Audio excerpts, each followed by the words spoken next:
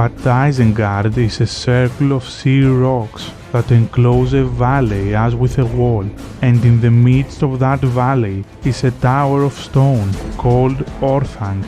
It was not made by Saruman, but by the men of Númenor long ago.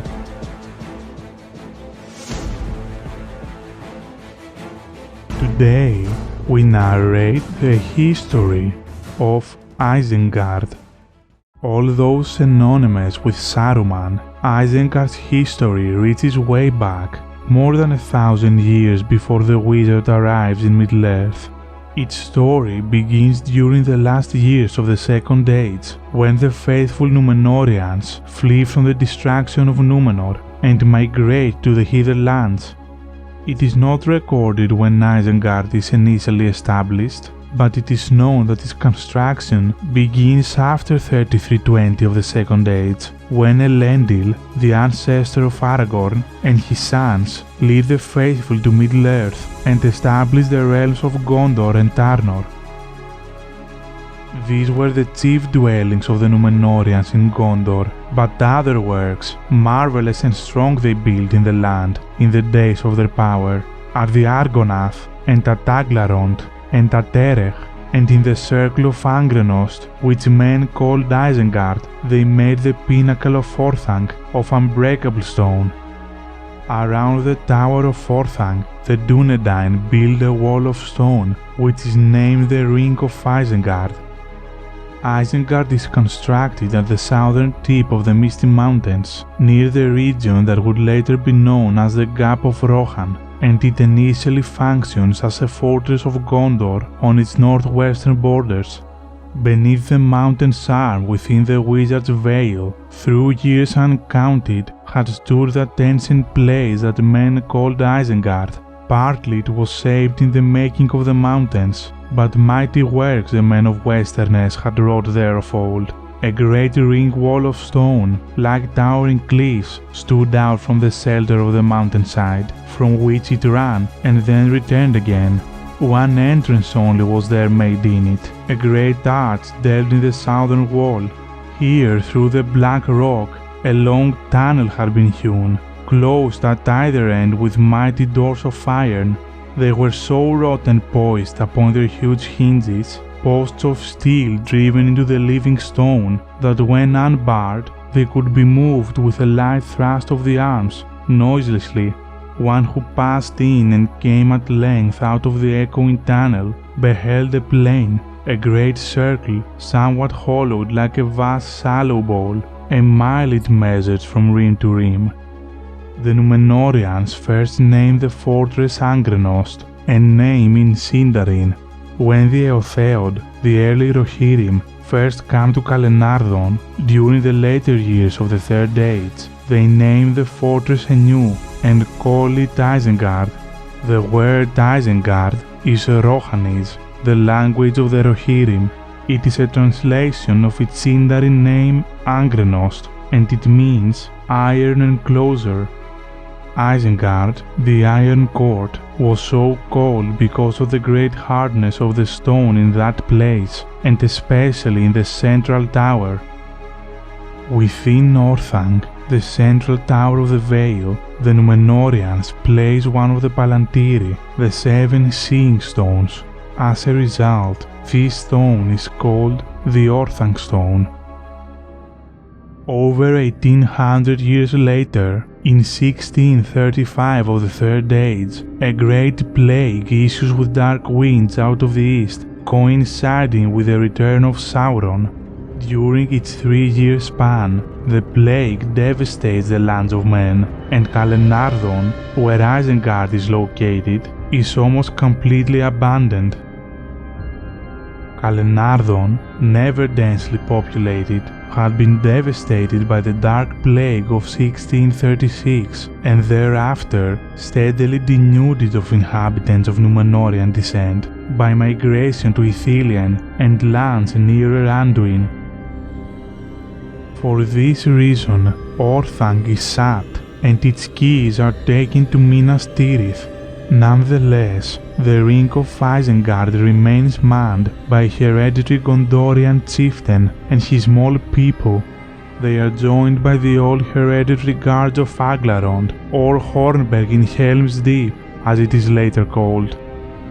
In 2510 of the Third Age, Gondor grants Calenardon to the Eotheod, who migrate there from the far north of Middle-earth. These Northmen are soon known as the Rohirrim, and the land of Calenardon is renamed Rohan.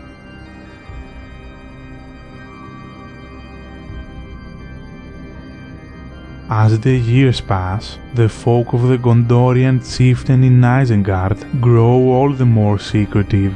The chieftain becomes known as the Lord of Isengard, and the Rohirrim go seldom to the northern bounds of the Westfold, as they regard the walls of Isengard with dread. They don't meddle with the Gondorian chieftain and his folk, believing that they are dealers in dark magic. Gradually, the Dunlendings of Minas Tirith forget about the fortress of Isengard, and to Isengard the emissaries from Minas Tirith came ever more seldom, until they ceased. It seemed that amidst their cares, the stewards had forgotten the tower, though they held the keys. Yet the western frontier and the line of the Isen was naturally commanded by Isengard, and this had evidently been well understood by the kings of Gondor. The Isen flowed down from its sources along the eastern wall of the ring, and as it went on southwards, it was still a young river that offered no great obstacle to invaders. But the great gate of Angrenost opened west of Isen, and if the fortress were well manned, enemies from the Westlands must be in great strength if they thought to pass on into Westfold. The dread that haunted the great tower, and fear of the glooms of Fangor that lay behind, might protect it for a while, but if it were unmanned and neglected, as it was in the latter days of the Stewards, that protection would not long avail. During the years that Isengard is neglected by the Gondorians, the men residing in Isengard intermingle with the Dunlendings, the ferocious men who live in Dunland and are hostile to the Rohirrim.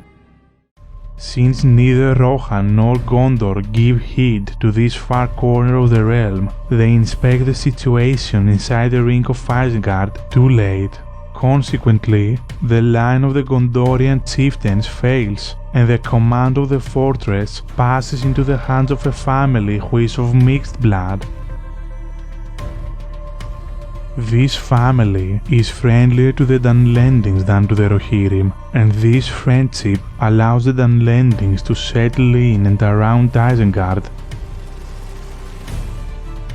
But during the reign of King Tower of Rohan, in 2710 of the Third Age, they slay the survivors of its ancient guards, who are not willing to merge with the Dunlendis fold, and they seize the fortress for themselves.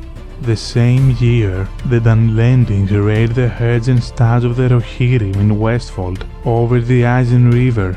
King Deor leads an army north to face them. As he eventually defeats the host, he is dismayed to realize that the Dunlendings have occupied Isengard. He then sends messengers to its gates with words of goodwill, but the gates are shut upon him, and the only answer he receives is by bowshot. The king of Rohan, being unable to besiege the fortress of Isengard, sends word immediately to Egalmoth, the steward of Gondor, but he is incapable of sending his forces to assist him. Therefore, King Deor places a strong host of riders in the north of Westfold to guard the borders of Rohan against a possible invasion from Isengard. This force is maintained in that position for many years. For nearly 50 years, the Dunlendings continue to raid and harass the Rohirrim. On November of 2758, Isengard and many regions of Middle-earth suffer from the long winter, which covers the land with snow for many months. The next year, the Dunlendings who have seized Isengard are reduced by the great famine caused by the harsh winter. Thus, they are forced to starvation and they surrender to Frealaf, the soon-to-be 10th king of Rohan, leaving the fortress. So the ring of Isengard is once again left free to be populated by the free peoples. Soon, a white wizard approaches the Iron Fortress, having his own plans in mind for Isengard and for the Tower of Orthanc. Thank you so much for watching. We'll see you in the next one on My Govanen. Namarie.